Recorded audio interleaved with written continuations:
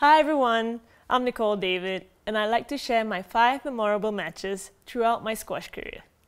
These are tournaments that were during my turning points of my squash journey, and it tells the story of how my life was on the Pro Tour.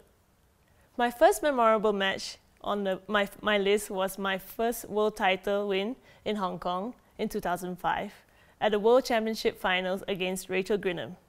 That Worlds I was seeded 3-4 and had to face Vanessa Atkinson in the semi-finals.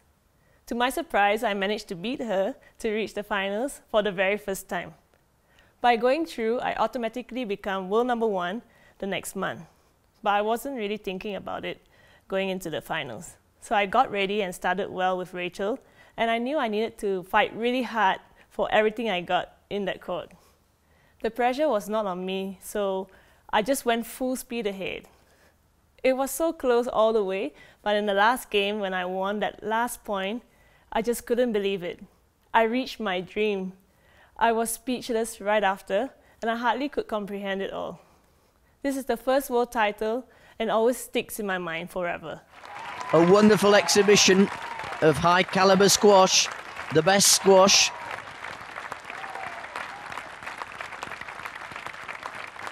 And there's Nicol David's fans, flown in specially for the occasion, for the final.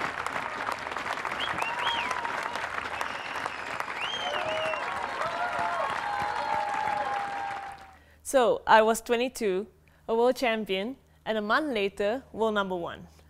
Obviously, I was still not aware of what happened to me. I didn't even have the maturity or the full understanding of how to handle it at the time. So I lost all my tournaments in the first half of 2006 because I didn't know what I needed to do. Until I got to grips a little more that I had to work harder being at the top, I then decided to put the work in. My second memorable match I played was the World Championship Finals in 2006 in Belfast against Natalie Grinham.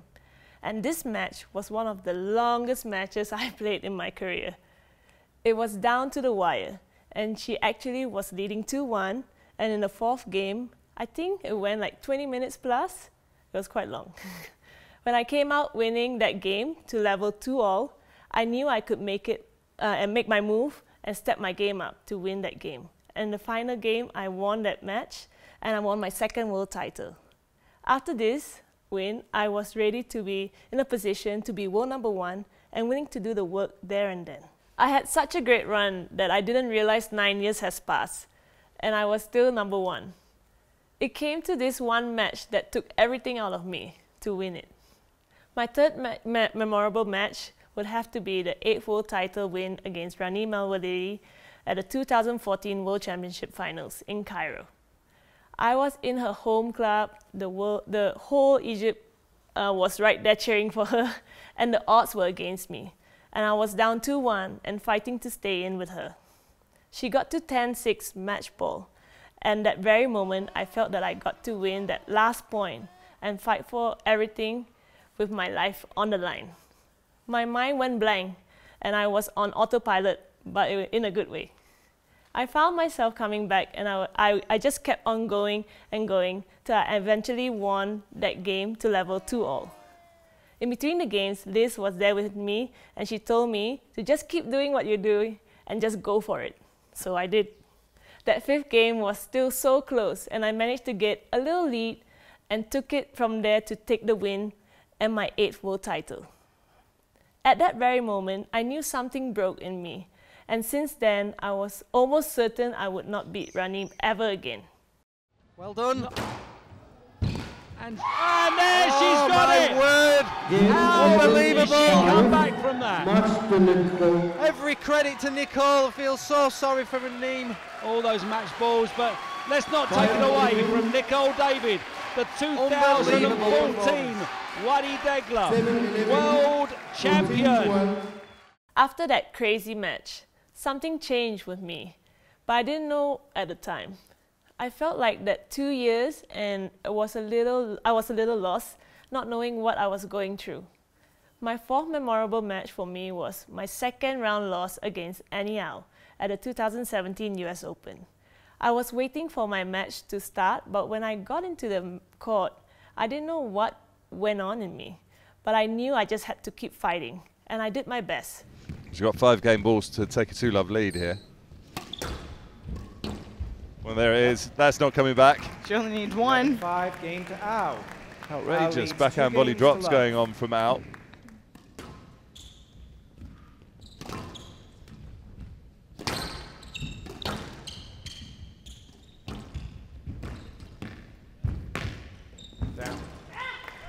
Well, a couple of bad decisions there for Manial Costa in that last rally.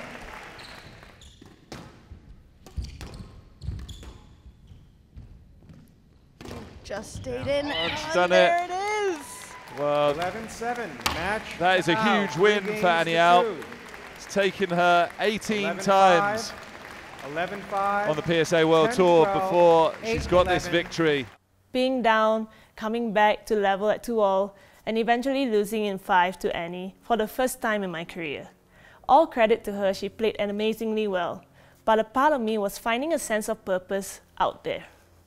After that match, Liz and I had a little chat, and she saw something was not right with me and asked me if I wanted to keep playing squash. That shook me a little, and then I realized I haven't asked myself that question before. When I did, I found that I really have not much more to give, but I had 2 years left in me to give it a last push. So I got through those 2 years of letting go of my squash, and I found a sense of peace by the time I announced my retirement.